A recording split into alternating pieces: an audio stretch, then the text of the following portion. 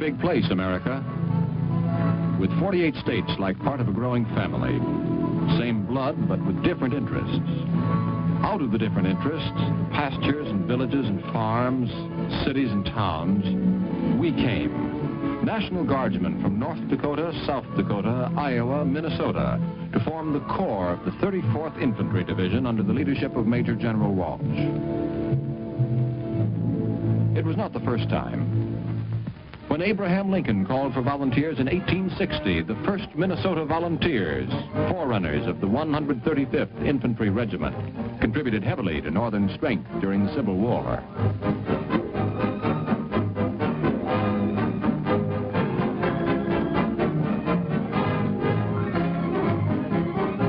And again in 1918, men from these states volunteered to fight for America, formed the 34th Division, excelled on the field of battle.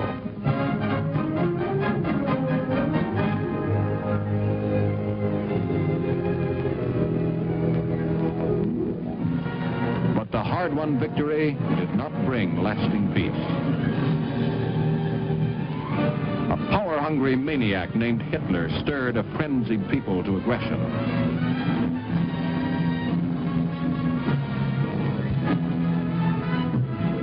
Once again, men from the Midwestern states left their homes for the training camps. Long hours, long days, tired feet, aching backs, turned peaceful civilians into hardened soldiers. Almost before we knew it, we were on our way. A trip to parts unknown. There was no turning back now.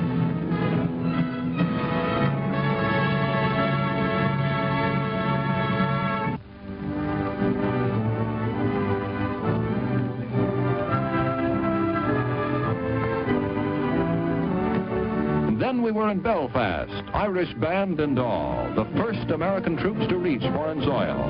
Major General Hartle commanding.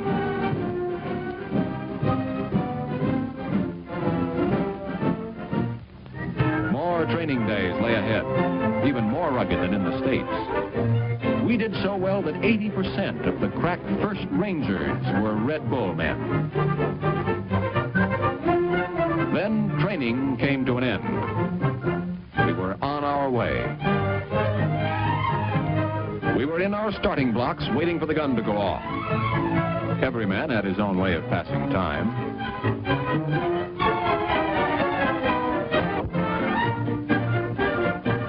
We knew something big was underway. We found out what it was. Operation Torch, November 1942. That meant landing on 3 separate beaches, Casablanca, Oran, and Algiers. The 168th RCT had the job. They helped establish bases for a final assault on Tunis.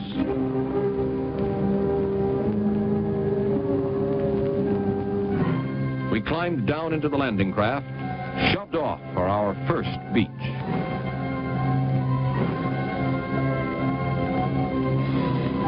We were covered by big guns.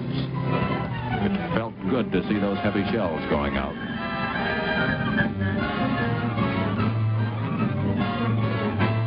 Big guns are a help, but the actual fighting and mopping up was left to us.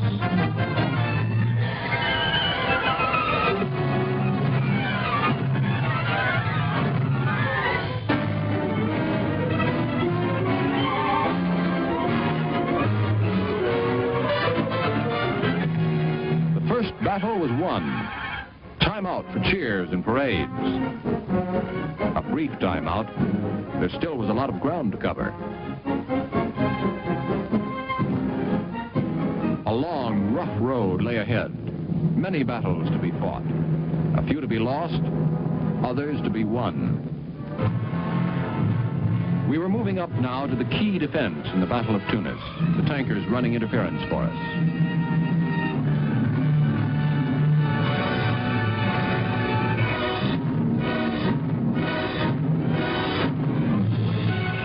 The Nazis rushed through Faid, pushed their way back to Kasserine Pass, with armored columns advancing in a 3-pronged assault.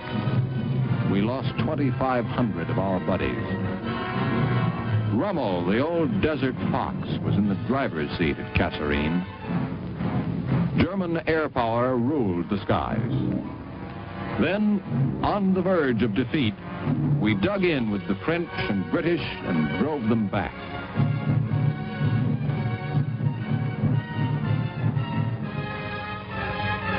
Then we moved forward again. But there still was some of the bloodiest fighting of the Tunisian campaign left. A pile of twisted rock known as Hill 609. The enemy had height, observation, fortified positions, and good fields of fire.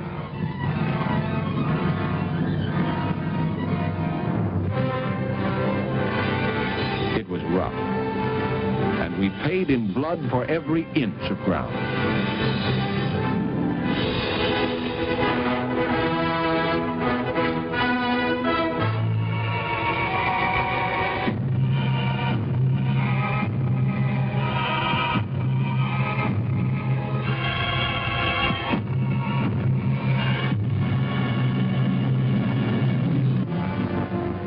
We won that battle, too, the toughest in the Tunisian campaign.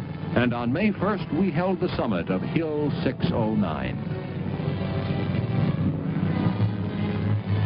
The 34th had come into its own as a cool, skilled fighting machine. We kept after the Germans, always moving up, pushing them back.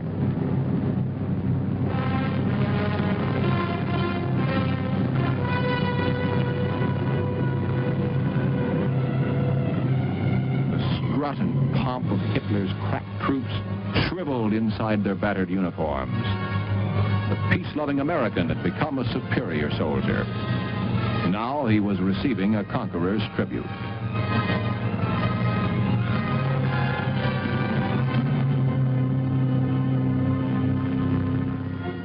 In no time, the party was over. We were on our way to the Italian front, Salerno, in support of the 36th Texas National Guard Division. That was a tough beach. The Germans held the hills and held Americans in their gun sights. Attack and counterattack, the beach had almost lost, regained.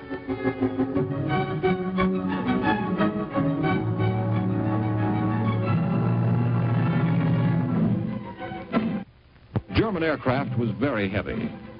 Our artillery was a prime target. Only our Allied anti-aircraft kept them off, made them pay.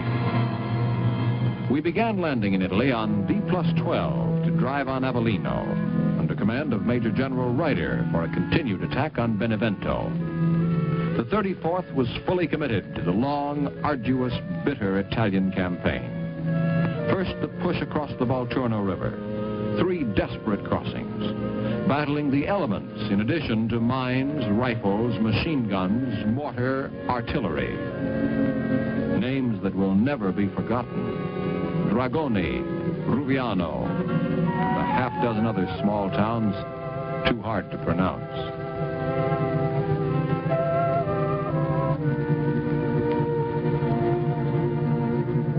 The guy who said there was no glory in the infantry said it all.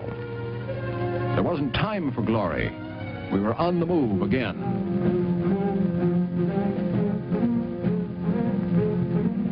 Mud, mules, mountains.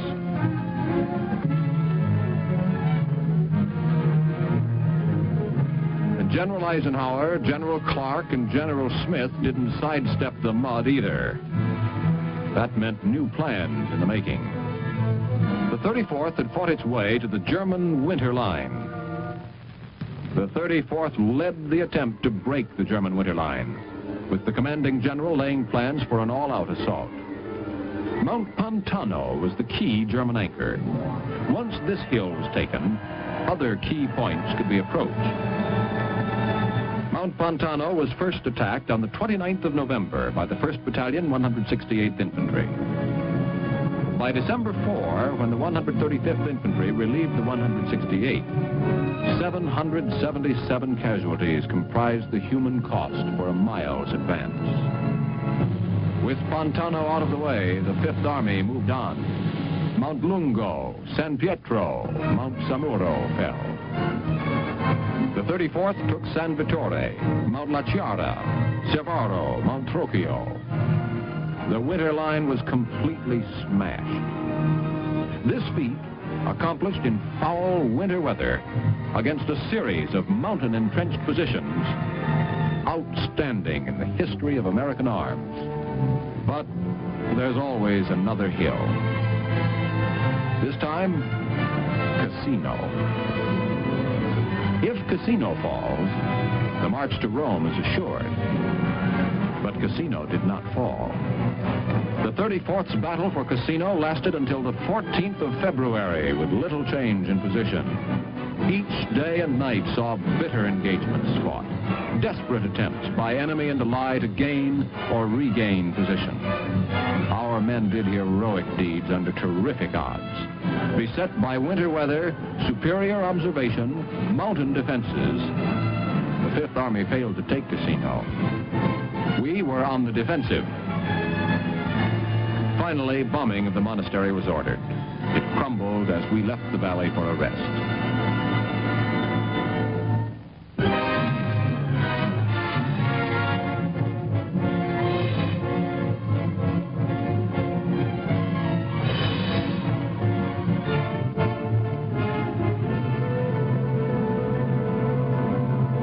Meanwhile, the 6th Corps opened up the Anzio beachhead, a flanking maneuver.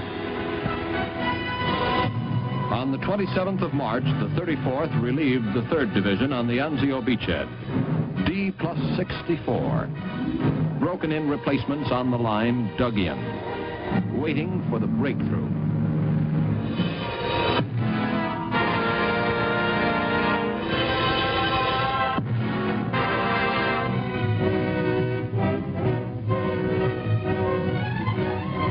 It came the 23rd of May at 2:15 a.m.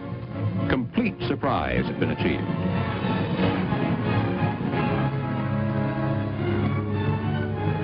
The 135th Infantry was part of Task Force A under Major General Harmon.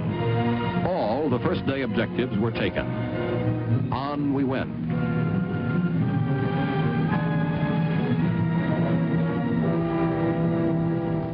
The medics kept pace, saving lives, softening pain wherever possible.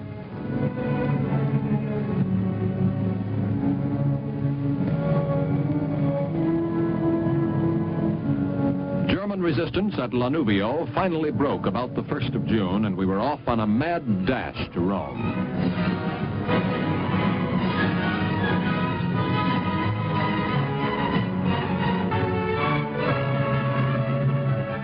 Some of us stayed long enough to get the cheers.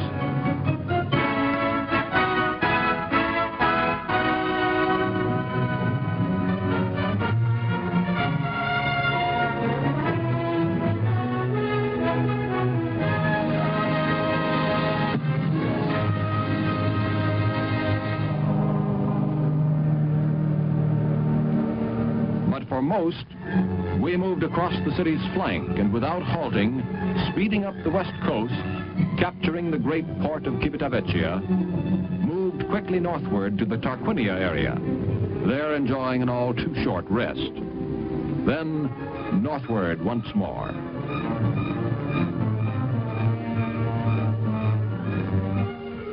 Now, for the first time in Italy, we had a real rest. Hot showers, clean clothes.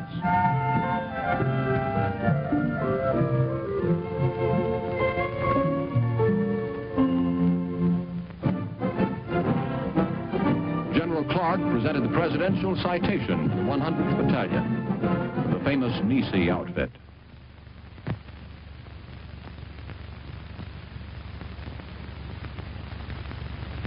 You're always willing to close with the enemy. He has no bluff on you, and you've always defeated him. And let me tell you again, the 34th Division is proud of you, the 5th Army is proud of you, America is proud of you. And I know that whatever future action you go into, you will conduct yourselves with glory and bring about the peace that we are entitled to. Good luck to you, and God bless you. But wars do not wait on honors. The enemy still held north of the Arno. They had dug in as they had dug in at the Winter Line north of Naples and at the Gusti Line, at Cassino. Now the Gothic Line barred the way through the Apennines. The Po Valley was as heavily and effectively guarded as was the Liri.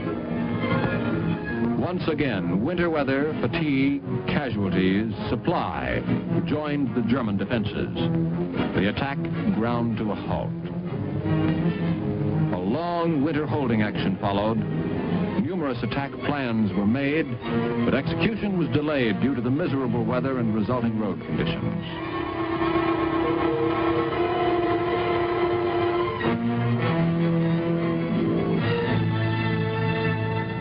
During the winter of 1944-45, General Truscott took command of the Fifth Army. In the spring, the 34th was relieved for a short rest before sparking the next all-out assault.